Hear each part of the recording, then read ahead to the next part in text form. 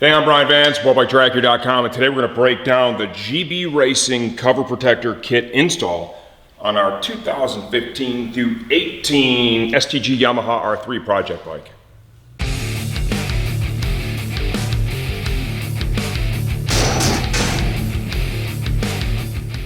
Okay, GB Racing. We've done a lot with this stuff over the years, and for good reason. They make great stuff. These are cover protectors. They bolt right over your OEM engine covers. They're made out of, it's like a long fiber plastic, and just, let me show you here. I'm putting a lot of force into that, okay? There's almost zero flex, very little flex. You can see that we have spacers that are used, so when you're drawing down, it's metal to metal. The hardware they supply is high quality. They think about things like pre-drilling for safety wire. This is actually for the Ninja 400. So if you're gonna safety wire your oil fill cap. These are designed to not only manage abrasion in a crash, but also because they're structurally so strong. If you have a tip over, it's gonna help to push the load out to the edges and balance it and help prevent that cover underneath. Remember, these OE covers are cast, they're really fragile. It's gonna help to prevent them from getting fractured in a crash or a tip over, as well as wearing through. So this is a mod that is worthwhile. Absolutely, if you're doing track days or racing, very worthwhile. And even for a street rider, okay? Things happen, bikes fall over, bikes get crashed. You drop it, you're out for a ride. Could be a small drop, you crack that cover, the thing starts leaking, you're getting a tow truck. That's what you're doing, because you certainly aren't gonna have a spare clutch cover in your back pocket when you're out for a ride. And also at a track day, you have a little crash. This could be the difference between picking it up and having a cracked OE cover and your weekend being over. Okay, the install on the R3 is a 3-piece cover set. We have a water pump cover protector, clutch cover protector. Other side of the bike, we'll show you in a minute, is the stator cover protector. So complete 3-piece kit. We're gonna show you the install in a minute, every step of the way. The only one that's can be a little bit tricky, and I got something I show you that's gonna help you manage that well, is this water pump cover. Because this lower bolt right here, that is our low coolant drain, okay? We showed you that when we changed the coolant on this bike. I'm gonna help you do it with virtually no coolant loss, so follow the instructions there. It's also very important to note with this, even though you are not taking off the entire OEM engine cover when you do this install, and typically this goes 100% perfect, zero issues whatsoever, it's critical that when you're all done, before you ride the bike, I want you to start it up, warm it, let it cool off after you shut it off, and just check it for leaks. Make sure you don't have anything going on.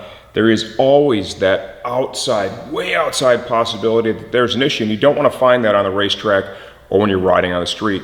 If you like what you see so far, you're interested in this, or you need some help installing your GB Racing cover set on the R3, stay tuned. We're going to show you every step after this. Okay, so let's begin the cover set install with the water pump cover. This is going to be the most challenging one, believe it or not, even though it's the smallest. It fits right over the OE engine cover to protect it. This OE cover is held on by 4 bolts. The one here at the top is not going to be removed, which is nice because if you pull the whole cover, you're losing all the coolant, okay? So that bolt's still going to be left there. It's going to hold it in place. However, this one right here at the bottom, that is the low point drain for the cooling system. You can see there's a copper washer behind it. When we pull this out, we're going to lose a little bit of coolant. You need to be ready for that. So we're going to try and do this part as quickly as possible. GB has supplied in their hardware kit 2 new copper washers that will be used to seal this low point drain. Per their instructions, they want the bolt with 1 washer through the hole, and you can see there's a metal spacer in there that is going to be right there. So same position as that low point drain, and then we're going to put the second copper washer. So I want to have that prepped and ready to go, so when I just toss it on, we can get after that really quick. So that is done. It's important to note, if the engine is hot and there's any pressure in here, okay, let it sit. The thing needs to be totally cooled down before you do this, otherwise you're gonna have a bunch of pressure in the system. To minimize coolant loss, I am leaving my system sealed. I did, even though it's been a few days since the bike's been run, take the cap off and then put it back on tight. By having it sealed up here, it's gonna create basically some suction where it's difficult for the coolant to just start running out massively. In order for the coolant to really run out hard down here, there needs to be something to displace the lost coolant, which would be the air entering up here. So leave the cap on, that's gonna be your best play. Take these two fasteners out first. I will not be using a torque wrench in this video, I typically do not. If you prefer to use a torque wrench, you're gonna wanna have it handy. Torque specs are, of course, supplied. GB does a great job with their instructions. Okay, pull these two fasteners out first. Then we will move, and you see I do have a drain pan ready. We will move to the coolant drain. You can see already it started.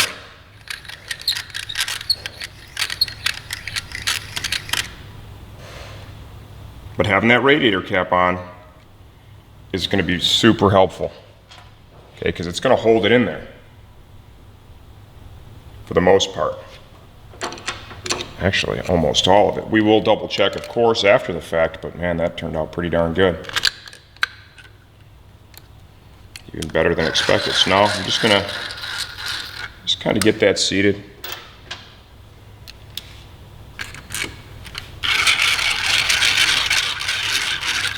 See, we're getting just a couple drips, nothing major.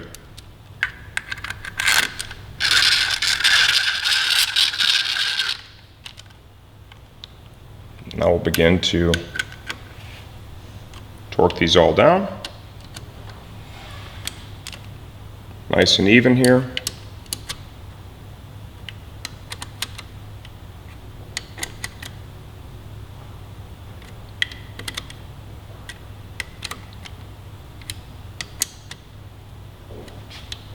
Realistically, that went so well, I'm not even going to need to check the coolant level. Okay, that is almost nothing. Very important when you're done with this, I'm going to kind of bang on this gong a little bit, especially given this water pump cover that we just did. I want you to really run the bike, let it come up to temp totally before you take it out and ride it. Let it come up to temp, shut it off, let it heat soak, and make sure you don't see any leaks at all in this area, or of course from any of the other covers. Okay, now we'll move on to the clutch cover protector. I've already consulted the instructions. Now let's identify the fasteners that need to come out. We've got two up here. Those also have that clutch cable bracket, so that could get a little interesting. I may need to loosen the clutch. I'm going to try and roll dirty and not do that right out of the gate. We got to get the one down here and the one over here. These are 8 hex head. This is 2 5mm internal hex up here on the clutch cover bracket. I'm sorry, the clutch cable bracket.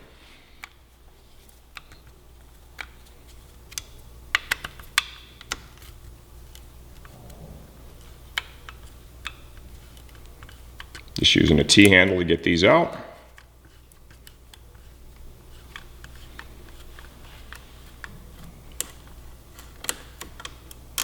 Doesn't feel like there's really a tremendous amount of tension on this, so I think we're going to be okay.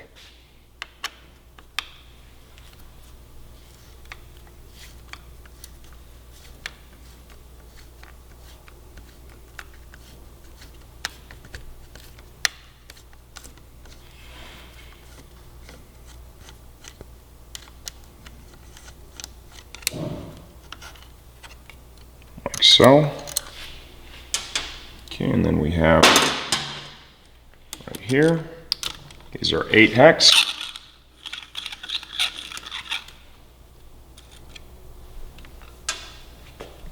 And I believe we were then, just double check now. Yeah, we're gonna be right down over here.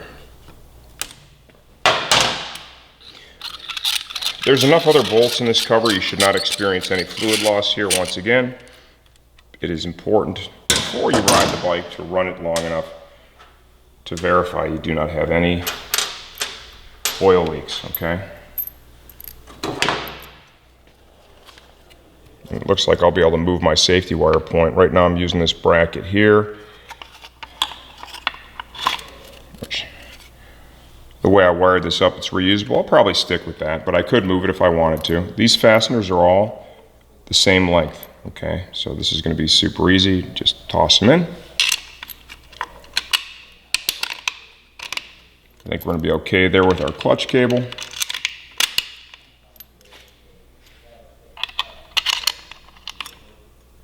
There is a wire loom connector here. Just going to leave that in place. Just kind of holds that exhaust sensor there. We're using that still. So we'll just kind of keep that wedged in between the cover protector and the cover itself.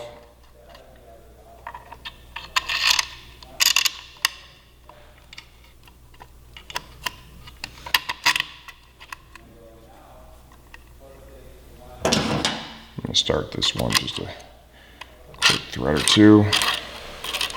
And we'll come down to the final one.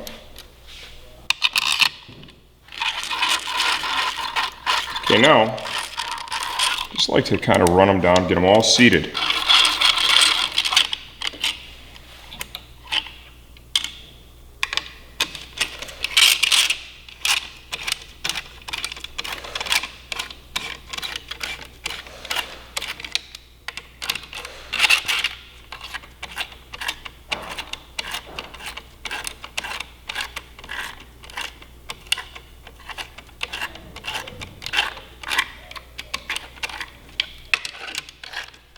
Before you put any real torque to it, just make sure you have all the fasteners just run down so it's all good and flush.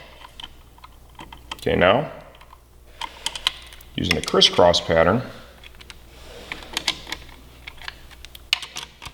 I'll go ahead and torque these. Notice I'll use a couple of passes.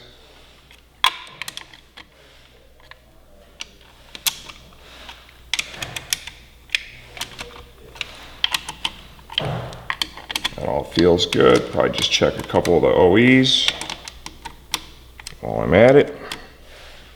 It all feels solid.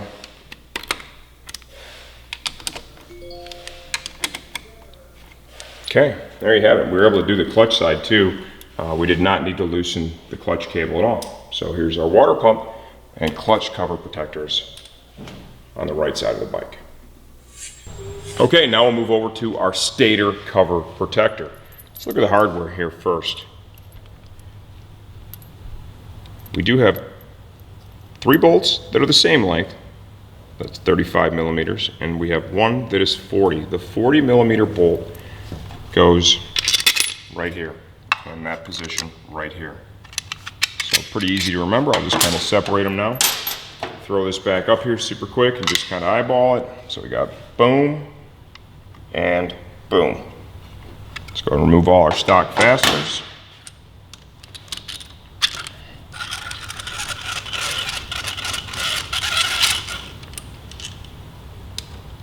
Keep all your stock hardware, high quality stuff first off, so it's nice to have in the spares. You just never know down the road. Things that may change, you may need to use them again, so it's great to have them in the spares box.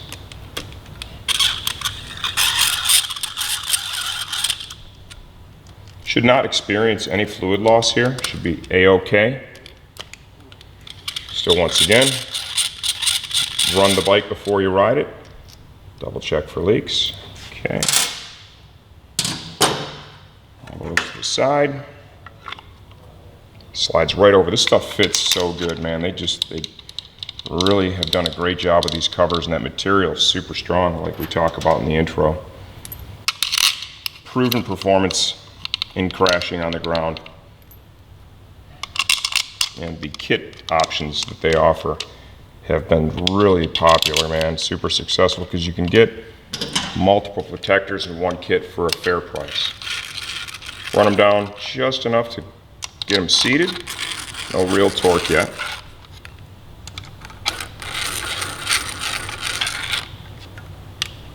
Once I've got that done, we'll, using a crisscross pattern, begin to apply torque. I'll make a couple passes here, making sure we're nice and even.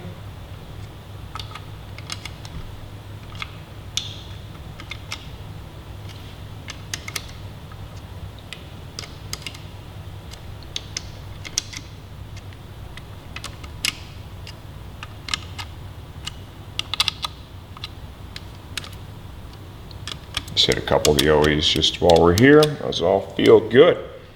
So there you have it. There is the stator cover on the R3. This is a really complete kit, okay? Each of these covers is vulnerable. They're all definitely out there.